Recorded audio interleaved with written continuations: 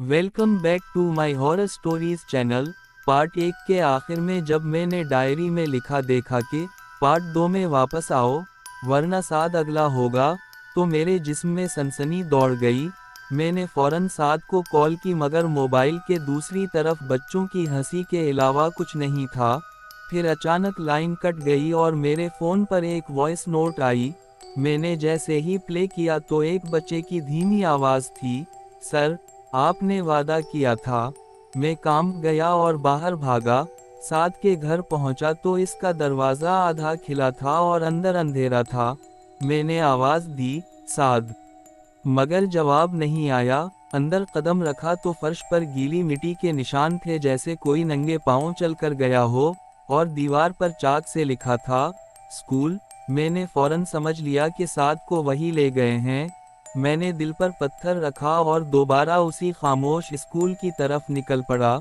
रात के 12 बजे जब मैं वहां पहुंचा तो स्कूल की घंटी खुद ब खुद बजी, टन टन टन, और हुआ इतनी ठंडी हो गई जैसे बर्फानी सांस मेरे चेहरे से टकरा रही हो।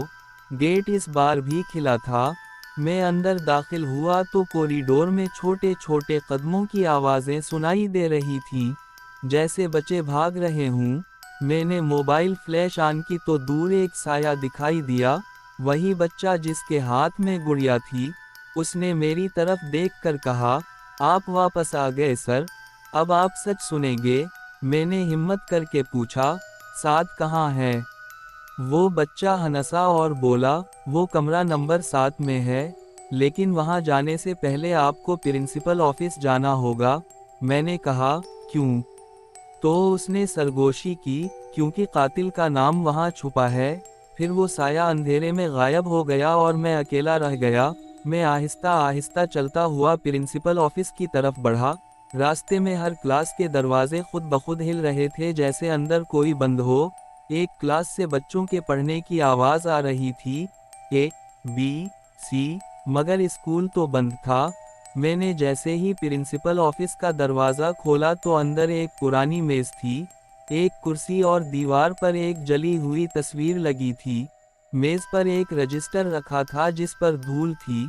मैंने रजिस्टर खोला तो इसमें बच्चों के नाम लिखे थे, और सबके नाम के आगे एक ही तारीख दर्ज थी, 14 अगस्त 2009, और हर नाम के सामने एक लफ्ज़ लिखा था, बर्न। मैं लरज़ गया। उसी वक्त मेरे पीछे से कुर्सी की चरचराहट आई। मैंने मुड़कर देखा तो कुर्सी खुद ब खुद हिल रही थी, जैसे कोई बैठा हो। फिर एक भारी आवाज़ आई, तुमने यहाँ आने की गलती की है। मैंने डरते हुए सामने देखा तो वहाँ कोई आदमी नहीं था, मगर हुआ में एक साया बनता जा रहा था, लंबा, काला, और हाथ में जंजीर। वही मास्टर जिसका जिक्र जैन ने किया था।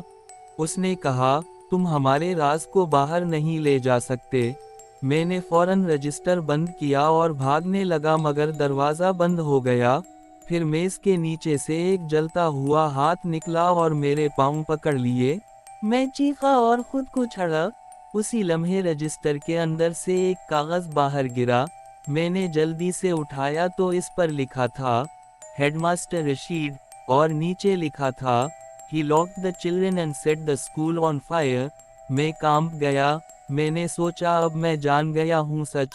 मगर जैसे ही मैंने वो कागज़ जेब में रखा तो पूरे ऑफिस में आग की बू फैल गई। दीवारें गर्म होने लगे और अचानक फर्श से धुआं निकलने लगा। मैंने देखा कि सामने वाली दीवार पर आग के अंदर एक मंजर चल रहा है, जैसे माजी का सीन। मैंने देखा बच्चे क्लास में बंद हैं, बाहर से कोई दरवाज़ा लॉक कर रहा है, बच्चे चीख रहे हैं, और एक आदमी हंस रहा है, वही हेडमास्टर राशिद। फिर आग भड़क गई और बच्चों की चीखें पूरे स्कूल में गूंजने लगें। मैंने आंखें बंद कर लें, मगर फिर अचानक किसी ने मेरे कंधे पर हाथ रखा। मैंने मुड़कर देखा तो साद खड़ा था, मगर उसका चेहरा काला था, आंखें खाली थीं, और उसके कपड़े जले हुए थे। वो धीमी आवाज़ में बोला, आरिफ, यहाँ से चले जाओ, ये तुम्हें भी जला देगी। मैंने साद को पकड़ने की कोशिश की, मगर वो धुआं बनकर गायब हो गया। फिर अचानक पूरा स्कूल हिलने लगा। घंटी तेजी से बजने लगी और हर तरफ बच्चों की आवाजें आएं। सच बोलो, सच बोलो। मैं भागते हुए कमरा नंबर 7 की तरफ पहुंचा। दरवाज़ा खुद ब खुद खुल गया। अंदर मुकम्मल अंधेरा था। मैंने फ्लैश ऑन की तो दीवार पर लिखा था, only truth can set us free, और कोने में 7 बैठा था, जिंदा, मगर इसके हाथ कांप रहे थे और वो बार बार कह रहा था, वो आ रही है, वो आ रही है। मैंने इसे उठाया और बाहर भागने लगा मगर कॉरिडोर में वही काला मास्टर खड़ा था। इसकी जंजीर जमीन पर घिस रही थी और इसकी आवाज़ गूंजी, तुम दोनों कहीं नहीं जा सकते। अचानक जैन वाला बच्चा सामने आया और चीख कर कहा, आरिफ, कागज़ जला दो। मैंने पूछा, क्यों? तो उसने कहा, अगर हेडमास्टर का नाम आग में जाएगा तो वो ख़त्म हो जाएगा।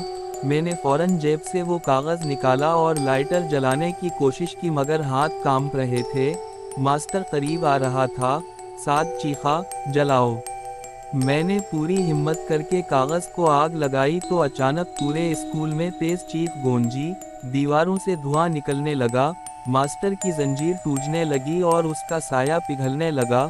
उसने चीख कर कहा, नहीं। और फिर वो जलकर राख बन गया। उसी लम्हे स्कूल की घंटी बंद हो गई, हुआ नॉर्मल हो गई, और कॉरिडोर में बच्चों के साए आहिस्ता आहिस्ता रोशनी में बदलने लगे। जैन वाला बच्चा मेरे सामने आया और मुस्कुरा कर बोला, थैंक यू सर, अब हम आज़ाद हैं। फिर इसने आसमान की तरफ देखा और धुआं बनकर गायब हो गया।